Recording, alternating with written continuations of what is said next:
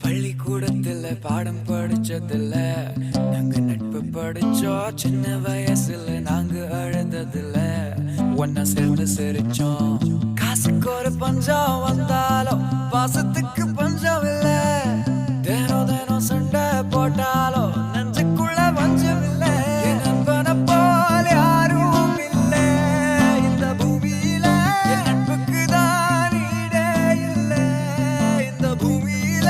ஜாதியில பேதம் இல்ல நட்புக்குள்ள. என் நண்பன் இருக்கிற வரையில் எனக்கு கவலை இல்ல. That's a brilliantly acrobatic save. Xhaka's corner, Giroud!